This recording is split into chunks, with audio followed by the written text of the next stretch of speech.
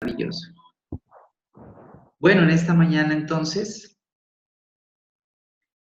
vamos a dar lectura a la porción de la palabra que hoy nos corresponde en nuestro tiempo devocional y precisamente la encontramos en el Evangelio de Marcos, en el capítulo 15, en los versículos del 33 al 47. Vamos a dar lectura. Quiero compartirles entonces en pantalla el texto para poderlo seguir. La palabra de Dios entonces dice de la siguiente manera: cuando vino la hora sexta, hubo tinieblas sobre toda la tierra hasta la hora novena. Y a la hora novena Jesús clamó a gran voz, diciendo: Eloí, Eloí, lama sabactán, que traducido es: Dios mío, ¿por qué me has desamparado? Y algunos de los que estaban allí decían al oírlo: mirad, llama a Elías. Y corrió uno y, empapando una esponja en vinagre y poniéndola en una caña, le dio a beber, diciendo: dejad, veamos si viene Elías a bajarle. Mas Jesús, dando una gran voz, expiró. Entonces el velo del templo se rasgó en dos, de arriba abajo. Y el centurión que estaba frente a él, viendo que después de clamar había expirado así, dijo: verdaderamente, este hombre era hijo de Dios. También había algunas mujeres mirando de lejos, entre las cuales estaban María Magdalena, María la madre de Jacobo, el menor y de José, y Salomé, quienes cuando él estaba en Galilea le seguían y le servían, y otras muchas que habían subido con él a Jerusalén. Cuando llegó la noche, porque era la preparación, es decir, la víspera del día de reposo, José de Arimatea, miembro noble del concilio que también esperaba el reino de Dios, vino y entró osadamente a Pilato y pidió el cuerpo de Jesús. Pilato se sorprendió de que ya hubiese muerto y, haciendo venir al centurión, le preguntó si ya estaba muerto. Informó por el centurión, informado por el centurión, dio el cuerpo a José, el cual compró una sábana y quitándolo, lo envolvió en la sábana y lo puso en un sepulcro que estaba cavado en una peña, e hizo rodar una piedra a la entrada del sepulcro. Y María Magdalena y María, madre de José, miraban dónde lo ponían. Perdón. Entonces, esta palabra del Señor en esta mañana que Dios nos regala, nos está mostrando, nos está enseñando, a mi criterio, 4 cosas importantes que puedo ver y son notables y que nos enseñan grandes verdades. La primera son las tinieblas, que simbolizan el juicio de Dios contra el pecado del mundo. La segunda cosa que yo miro, o el segundo elemento que miro aquí, es la angustia por un abandono, la angustia de un abandono. Tercera cosa que puedo encontrar es el velo rasgado de arriba abajo. Y cuarto, la venda de los ojos que es quitar. Hay muchas otras cosas que podemos aprender de esta porción, pero lo que el Señor me ha permitido notar con más enfoque son estas 4 cosas que yo quiero hoy compartírselas. Y en la primera, cuando decíamos que las tinieblas que simbolizan el juicio de Dios contra el pecado del mundo, dice la palabra que a la hora sexta, o sea, en nuestro horario, podríamos decir que son las 12 de la tarde o el mediodía, ¿cierto? Más o menos. Dice entonces la palabra que cuando vino la hora sexta, hubo tinieblas sobre toda la tierra hasta la hora novena, o sea, 3 horas.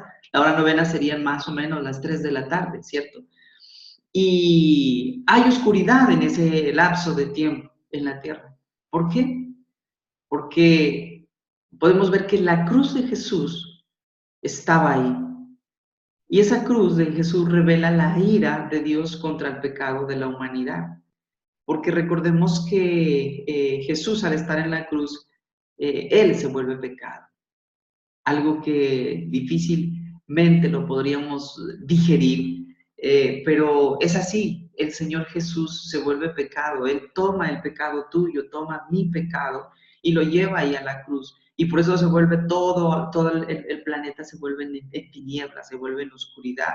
Y precisamente simboliza entonces ese juicio de Dios contra el pecado. Y ese juicio, esa copa de juicio, está derramada sobre su Hijo en la cruz. Y por eso la oscuridad del cambio del clima aún es diferente y se torna oscuro, se torna denso y sucede entonces estas cosas. Hay oscuridad en la tierra durante tres horas. Y es entonces derramado toda la ira del Señor sobre Jesús, quien está pagando por cada uno de nosotros. Nosotros debíamos haber recibido esa ira del Señor, pero para que se cumpliese el propósito de Dios por su amor, entonces es derramada esa ira sobre Jesús. Por eso las tinieblas, por eso la oscuridad. Hay tanto pecado en el mundo, hay tanta maldad que si Jesús no hubiese estado, Jesús no hubiese venido, tal vez estuviéramos viviendo en esas tinieblas, aún estuviéramos viviendo en esa oscuridad, si es que no se hubiese acabado ya toda esta humanidad, todo este planeta. El segundo punto que puedo encontrar aquí es que la angustia de un abandono. Precisamente en el versículo 34 dice, y a la hora novena Jesús clamó a gran voz diciendo, Eloí, Eloí, lama sabactani, que traducido es, Dios mío, ¿por qué me has desamparado? Y Jesús en este momento cita algo de la palabra, en ese momento de angustia. Y hay algo muy chévere aquí que el Señor nos enseña, ¿no? Y es precisamente que en momentos de angustia a donde tenemos que acudir es a la palabra. En esos momentos de desesperación, no me puedo imaginar cómo sería la desesperación de Jesús en ese tiempo en que sabía que su padre le estaba dando la espalda. Dice la palabra de Dios que Dios precisamente le da la espalda al pecado. Y entonces Jesús estaba siendo pecado, estaba cargando con el pecado de cada uno de nosotros. Y por esa razón es que Dios le da la espalda, porque Jesús se vuelve pecado, se hace pecado. ¿Sí? Entonces, tengamos en cuenta esto, la angustia del abandono. Jesús cita un pasaje bíblico que lo encontramos en Salmos 22, en el versículo 1 precisamente, cuando dice, Dios mío, ¿por qué me has desamparado? Él estaba angustiado, Jesús estaba desesperado, ¿cierto? Esa angustia del abandono, el papá lo estaba dejando porque se hizo pecado. Y esa es la enseñanza para nosotros hoy. Una, que soporta ese abandono, el Señor Jesús, ¿cierto? Ese abandono de Dios precisamente fue a su Hijo, por amor a nosotros, para que nosotros pudiésemos tener vida, para que nosotros pudiésemos ser adoptados como hijos, ¿no es cierto? Entonces, tengamos en cuenta esa angustia del abandono.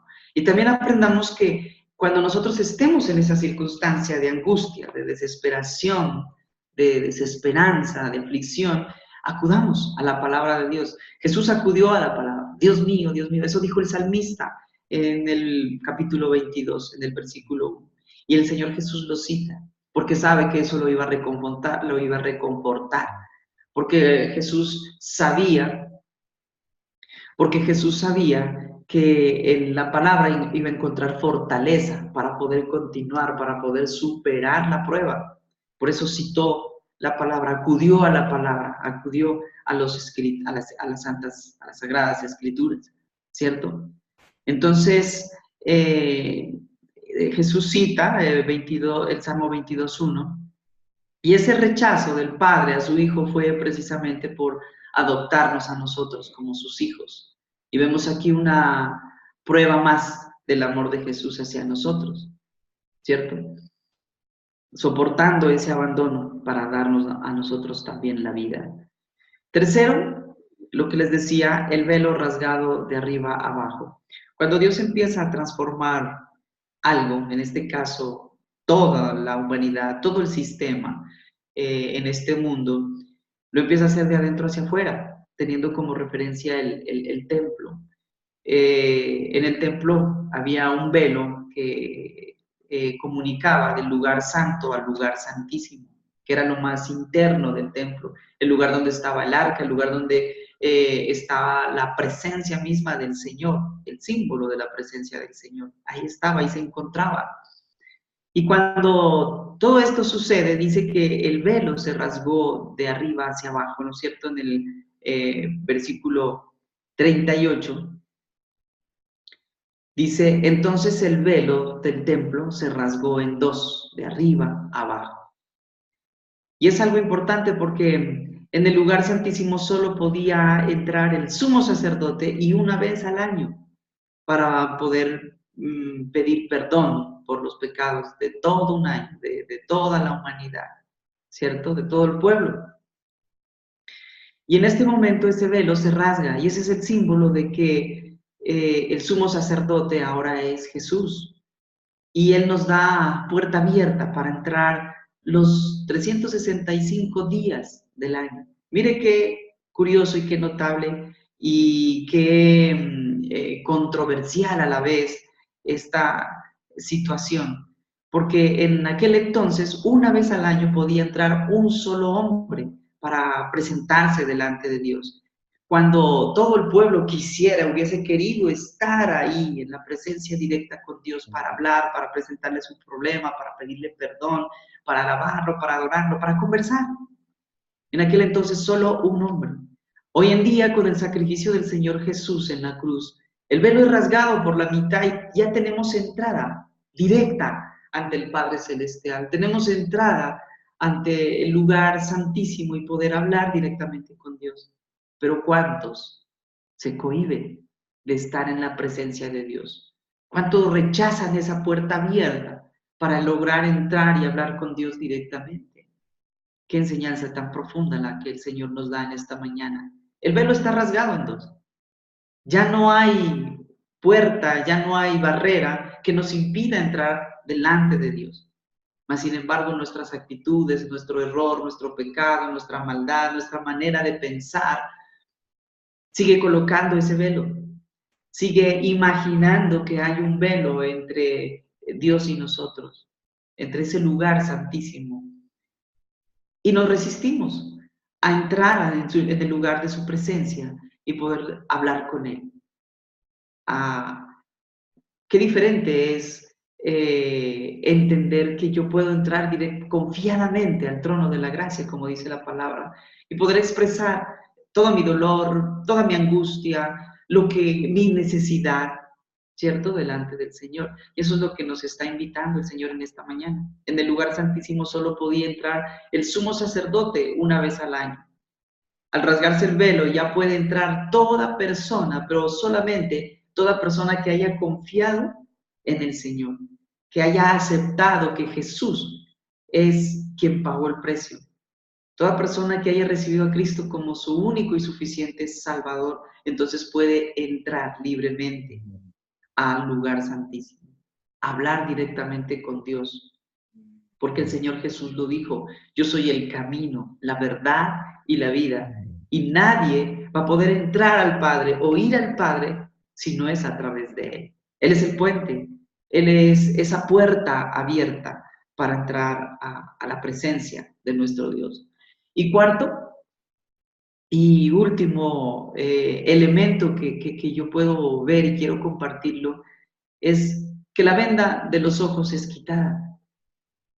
Dice en el versículo 39, y el centurión que estaba frente a él, viendo que después de clamar había expirado así, dijo, verdaderamente este hombre era hijo de Dios. Entonces, este centurión, ¿no es cierto? Cuando después de haber visto la autoridad divina de Jesús, recordemos que estaba en medio de dos malhechores y uno de ellos dijo, creyó en él y le pidió perdón, se arrepintió. Jesús le dijo con autoridad, ¿no es cierto? Dijo palabras de autoridad. De cierto te digo que hoy mismo estarás conmigo en el paraíso. Entonces este centurión al ver todo esto miró pues primero el silencio al recibir todo lo que recibió el Señor Jesús, segundo la obediencia, ¿cierto? El perdón, el amor y aún los cambios de clima. Y vio también su autoridad divina al otorgar el perdón al ladrón que estaba a su lado, ¿cierto? Y también mirando los cambios de clima, la oscuridad, la lluvia, el viento, la tempestad que en ese momento se presenta. Entonces él decide creer.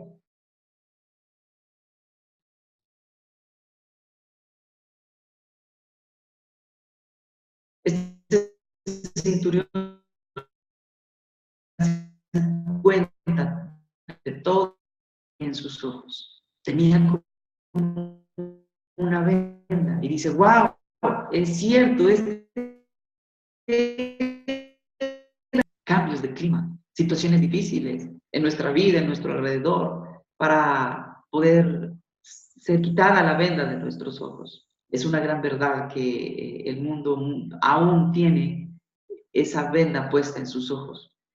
Y creo que nosotros debemos ser ese instrumento en las manos del Señor para ayudar a quitar esa venda. La invitación en este punto es que dispongamos nuestro corazón a presentar las maravillas que Dios ha hecho. Testifiquemos. Es tiempo de testificar de la obra del Señor en la cruz. Es tiempo de testificar de todo lo que Él ha hecho en nosotros y presentarlo a la humanidad, presentarlo a nuestro vecino, a nuestro amigo, a nuestro compañero de trabajo, a nuestro compañero de universidad, a nuestro compañero de clase. Presentemos las maravillas que Dios ha hecho y quitemos la venda que tiene el mundo puesta en sus ojos. Espero pues que a través de esta reflexión el Señor nos haya confrontado, nos haya hablado y llevemos a la práctica lo que hoy Dios nos ha mostrado. Yo los invito entonces a que inclinemos nuestro rostro y oremos.